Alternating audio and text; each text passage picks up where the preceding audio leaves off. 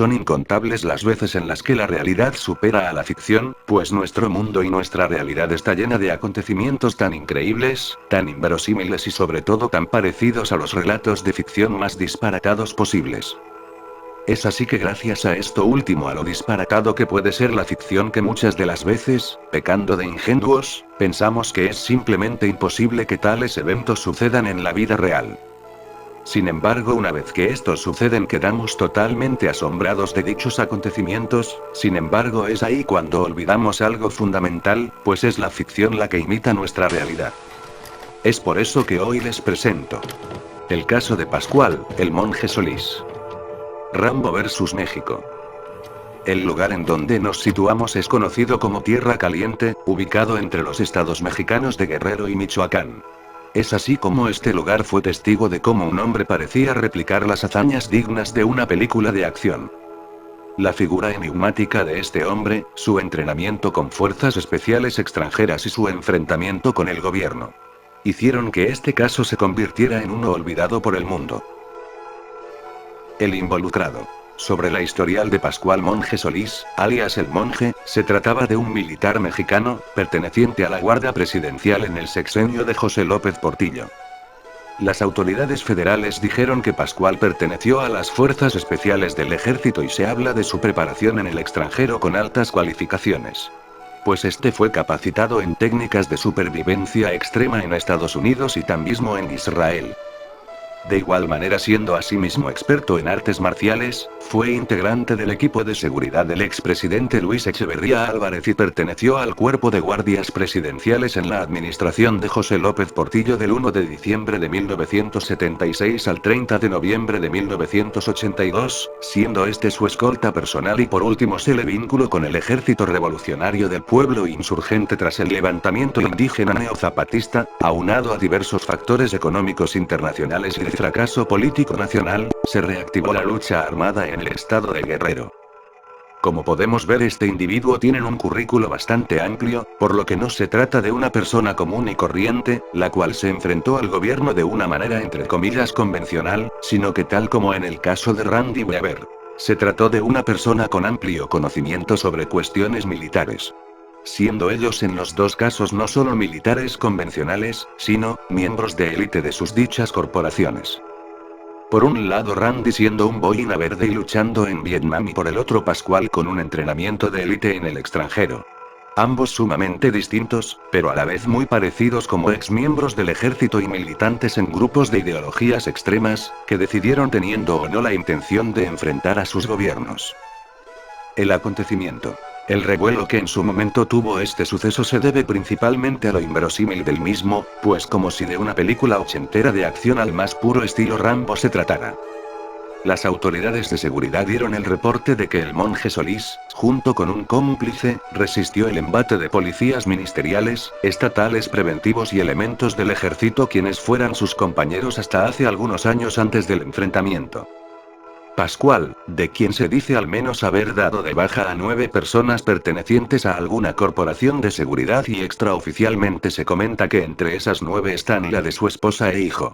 Las autoridades ministeriales lo catalogaban como un matón a sueldo. Fue buscado por la autoridad, con más insistencia desde el 29 de julio de 2008, después de dar de baja a un elemento de la policía ministerial. El día de ese incidente 3 agentes estatales se bajaron de una camioneta oficial para comprar paletas a un menor, en una calle de Pandacuareo, comunidad de Cirándaro, cerca de donde estaba el carrito de paletas se encontraba el monje, quien al saber que era culpable de los crímenes que se le imputaban, y al creer que esos policías iban por él, les disparó, dando de baja a uno y dejando heridos a los otros 2.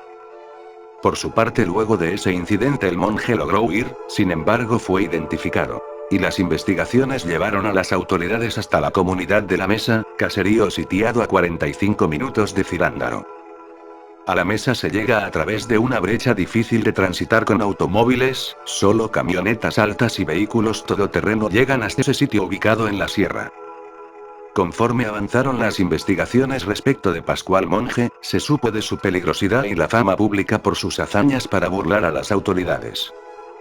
Una de las anécdotas que se le atribuye es en 1998, tras ser capturado por agentes de la Procuraduría General de la República PGR, y al momento de ser trasladado preso y esposado de pies y manos, sorprendió a sus guardianes y en rápida acción logró burlar a sus captores en una increíble maniobra escapista, y de esa forma se lanzó a las caudalosas aguas del río Balsas al cruzar el puente Miguel Alemán y darse a la fuga. Se decía que lo llevaban maniatado 4 elementos. Se quitó las esposas para golpear a los agentes y luego se lanzó al río desde el puente. También se habla de la capacidad del fugitivo para hacer disparos precisos.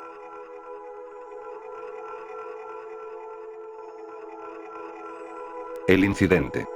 Luego de la investigación se había rastreado el paradero de Pascual hasta saber que habitaba en una casa de 30 por 30 metros, construida con adobe. Al conocer esto entonces que el ejército con otras corporaciones llevaron a cabo un operativo para capturar como fuera a Pascual, fue ahí que, al avistar que camionetas de distintas corporaciones de seguridad se dirigían por él, se desató el desenfrenado enfrentamiento. Los primeros en combatir con Pascual fueron miembros de la policía estatal. Dicho enfrentamiento inició poco después de las 7 de la mañana. Pascual, buscado por acabar con el policía Francisco Lara Catalán en aquel puesto de paletas, no se entregó a las autoridades y durante 15 horas los mantuvo a raya.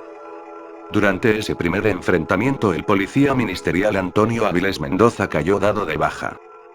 Pascual el Monje Solís, como solo un militar retirado sabría, utilizó principalmente 2 rifles M1 y un fusil tipo Galil calibre 7.62. Con esas armas y miles de cartuchos, resistió también a los militares del 40 Batallón de Infantería, quienes se incorporaron al enfrentamiento 12 horas después a partir de las 7 de la noche del mismo día.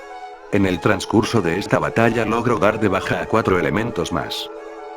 A partir de ese momento fue que el ejército se hizo cargo del operativo y Pascual Monje ofreció varias veces entregarse.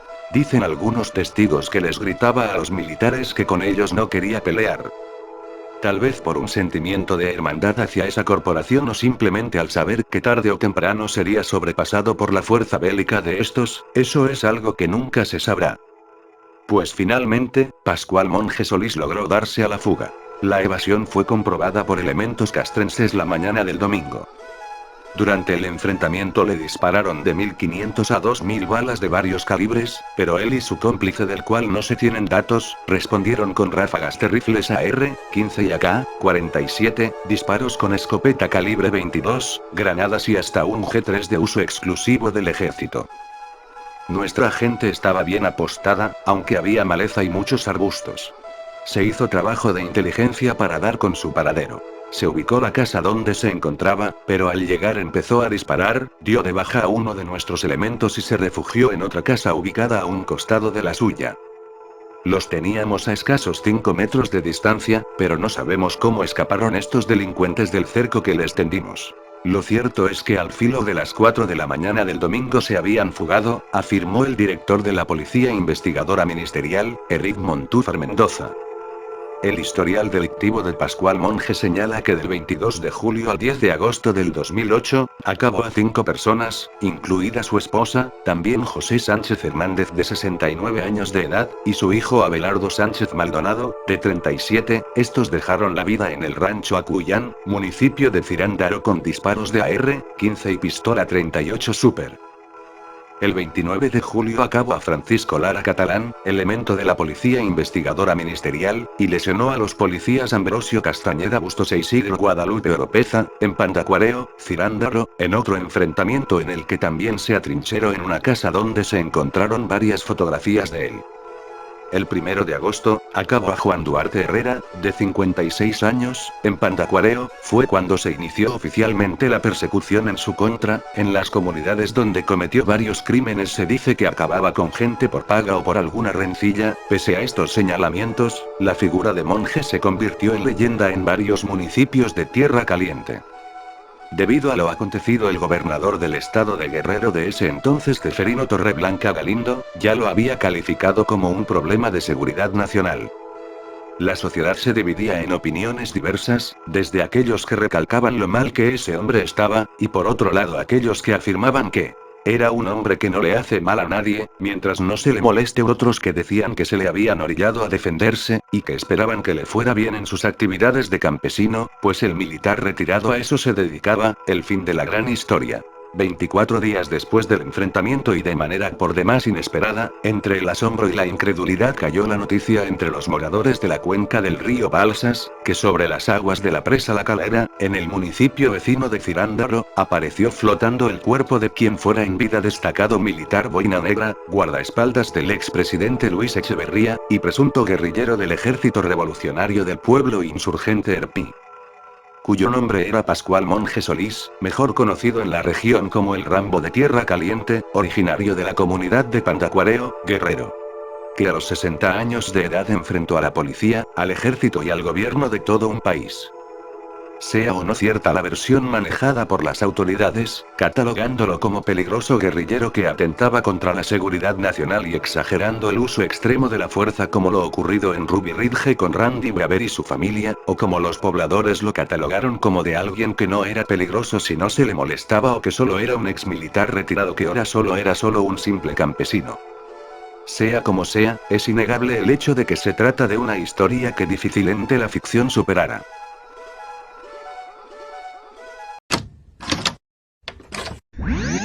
Me despido, yo fui Charlie, y ahora recuerda, que no me recuerdas.